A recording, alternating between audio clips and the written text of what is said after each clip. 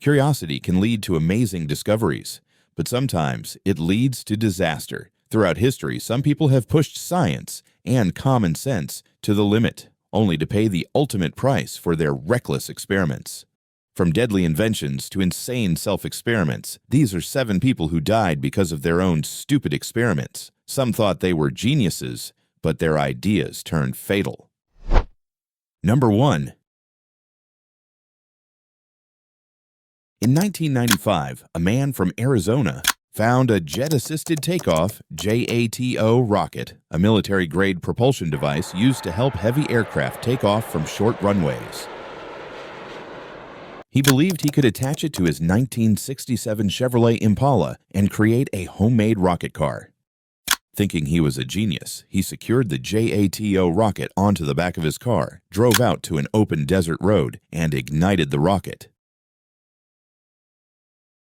The JATO rocket, designed for fighter jets, produced 1,000 to 6,000 pounds of thrust, far beyond what a car could handle. Upon activation, the car accelerated to over 300 miles per hour, 480 kilometers per hour, within seconds. At such extreme speeds, steering and brakes were completely ineffective, leaving the driver with no control. The vehicle became airborne and traveled nearly a mile, 1.6 kilometers, before crashing into a cliff. Investigators found the remains of the car embedded in the rock at the crash site.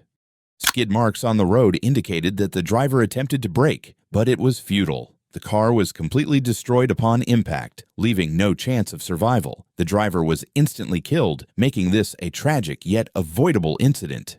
This story is a perfect example of the Dunning-Kruger effect. The man thought he was brilliant, but he lacked the fundamental knowledge to realize his own ignorance. He genuinely believed he had created a breakthrough in high-speed travel, but in reality, he designed a suicidal death trap. Number 2.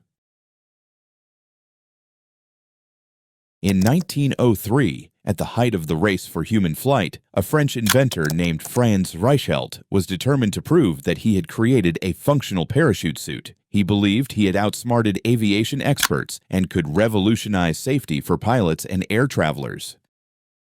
Reichelt tested prototypes on dummies from his apartment window, but none of them worked. He then tried jumping from small heights, but each test failed. His parachute would either not deploy or collapse mid-air. Aviation experts warned him that his design was too heavy and lacked the necessary surface area to slow a fall. Instead of modifying his design or listening to advice, he blamed his failures on small testing heights and decided he needed a higher jump.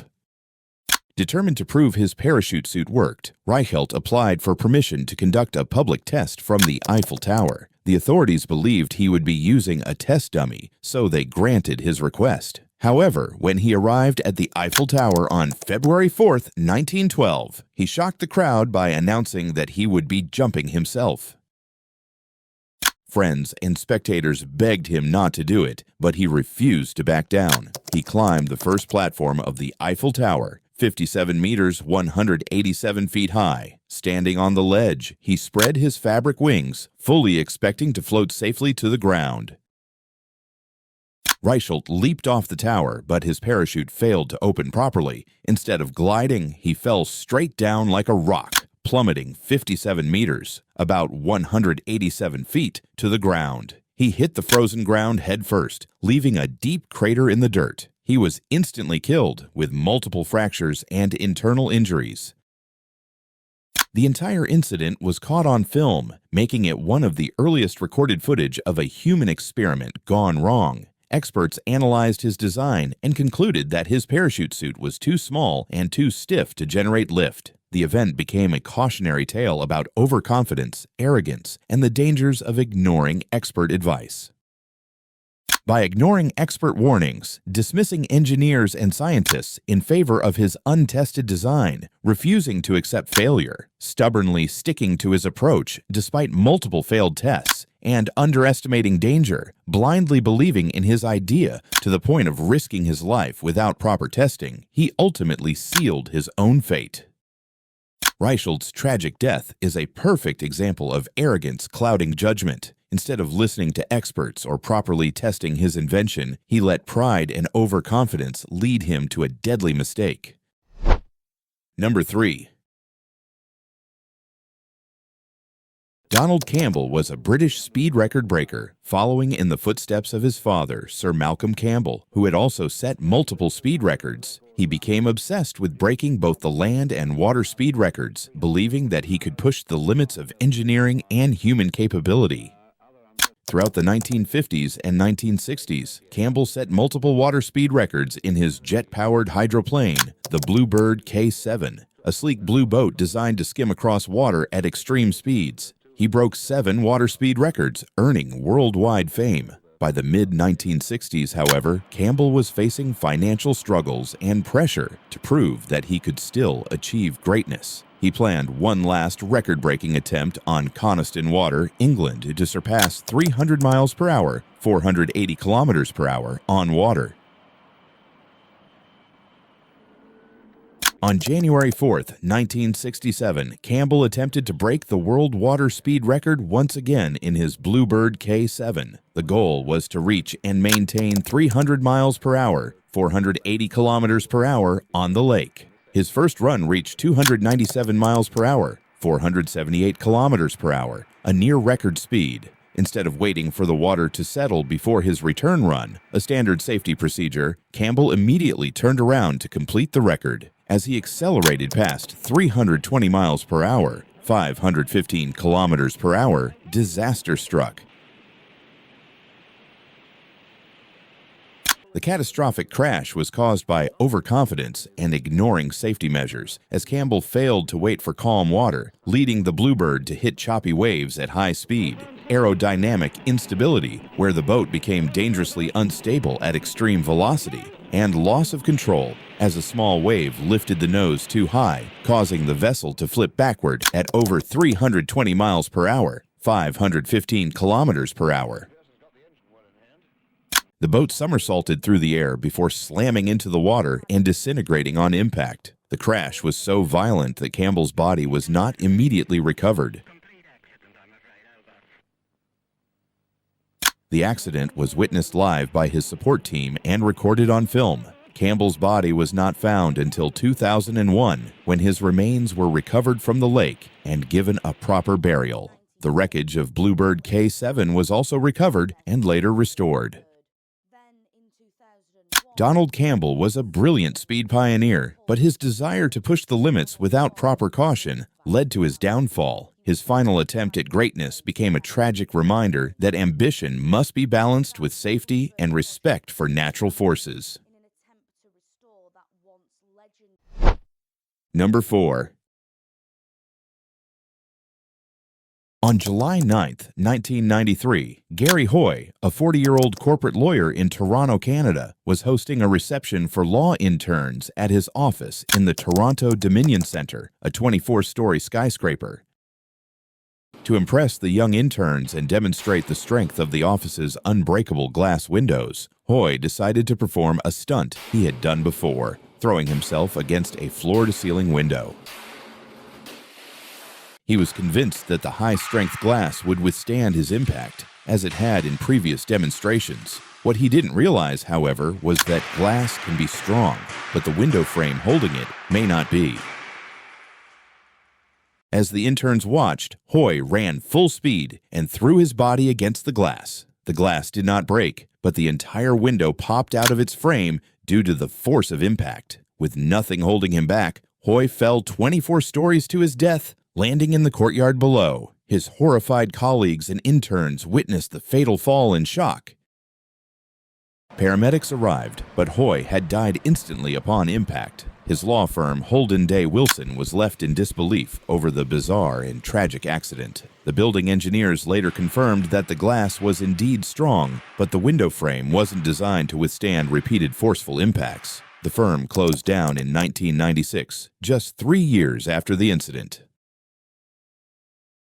Gary Hoy's fatal mistake stemmed from overconfidence in his knowledge, assuming he understood structural engineering without expertise, ignoring obvious risks by focusing only on the glass's strength while overlooking the window frame's weakness, and relying on personal experience instead of expert knowledge, believing past success meant it would always hold, ultimately leading to his tragic downfall. Hoy's overconfidence and poor understanding of physics led to his tragic death. What he thought was a brilliant demonstration of window strength ended up proving something entirely different. Ignorance can be fatal. Number 5.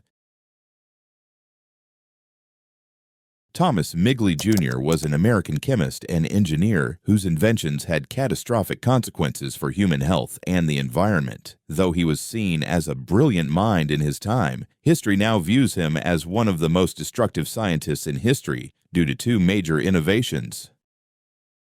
In the 1920s, car engines suffered from knocking, a problem where fuel burned unevenly, reducing efficiency. Migley discovered that adding tetraethyl lead to gasoline reduced knocking and improved engine performance. General Motors, DuPont, and Standard Oil marketed this as ethyl gasoline, ignoring concerns about lead's toxicity.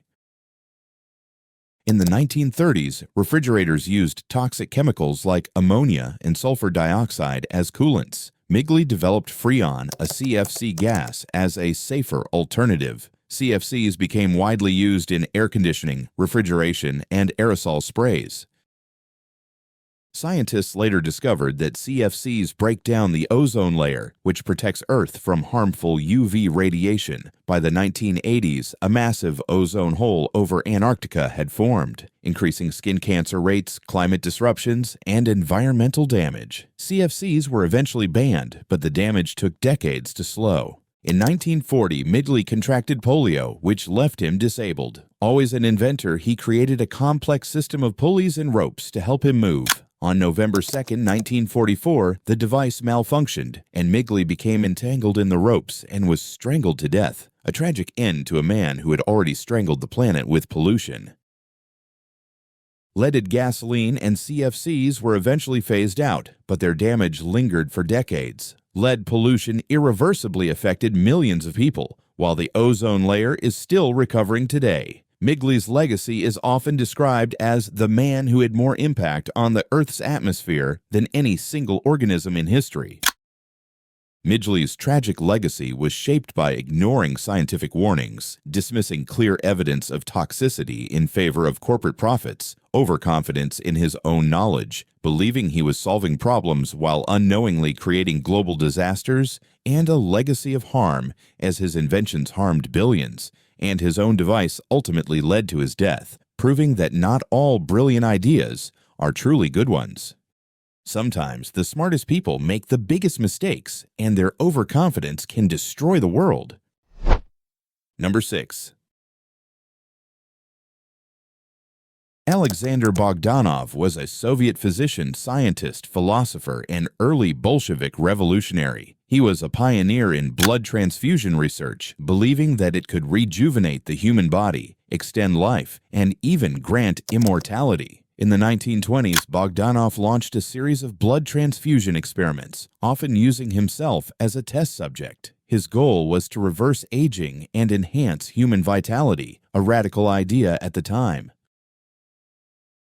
In 1928, Bogdanov performed what would be his final blood transfusion, this time using blood from a young student. Unfortunately, the donor's blood was contaminated, possibly with malaria or tuberculosis. At the time, medical science lacked proper methods to test blood compatibility and disease transmission. Bogdanov ignored warnings about potential risks, believing in his own theories over established medical caution. After the transfusion, he quickly fell ill, developing a severe fever, organ failure, and worsening symptoms. Despite his own medical knowledge, he couldn't save himself, and he died shortly after. His death was a major blow to Soviet medical research, but it also highlighted the dangers of untested medical procedures. Soviet scientists continued blood transfusion research, eventually developing safer techniques. Though his theories were flawed, Bogdanov's work influenced later medical advancements in transfusion science.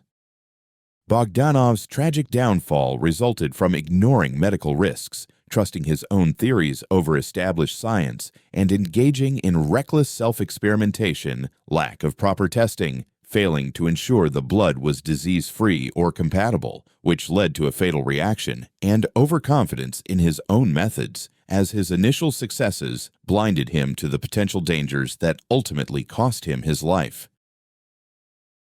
Scientific breakthroughs require careful testing, safeguards, and peer review, not blind self-experimentation. Even the most brilliant minds can make deadly mistakes when they let overconfidence override caution. Number 7.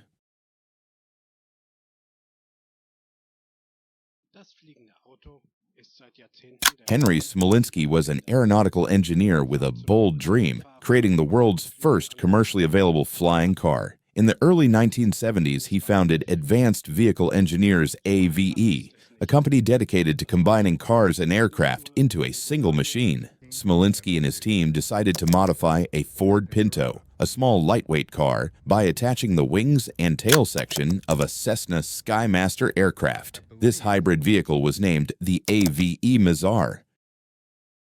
The idea was that the Mizar could drive like a car on the road, and then, when needed, attach wings and take off like a plane, a concept that, if successful, could revolutionize transportation. On September 11, 1973, Smolinski and his partner Harold Blake conducted a test flight in the Mizar. Shortly after takeoff, the vehicle began experiencing severe stability issues. One of the wing struts detached, causing the wing to separate from the car mid-flight. The Ford Pinto, now just a car with no wings, plummeted from the sky. The vehicle crashed and exploded, instantly killing both Smolinski and Blake. The AVE Mizar project was immediately abandoned, and no further attempts were made to commercialize the flying car concept in this way. Investigations revealed serious design flaws, including structural weaknesses and improper weight distribution. Smolinski's overconfidence in his design and the lack of extensive safety testing directly contributed to his death. Smolinski's fatal mistake stemmed from skipping essential safety testing, piloting the Mizar despite it being not fully airworthy, overestimating the simplicity of a flying car, believing that simply attaching airplane wings to a car would work without proper modifications, and ignoring the risks of structural weaknesses, recklessly flying the prototype, even though the risk of wing detachment was evident. Just because something looks good on paper doesn't mean it will work in real life, especially when physics and aerodynamics are involved. So, what's the lesson here? Experimentation is how we learn and grow, but recklessness and overconfidence can be deadly. What do you think? Were these people brave visionaries, or just victims of their own bad decisions? Let me know in the comments below. Thanks for watching.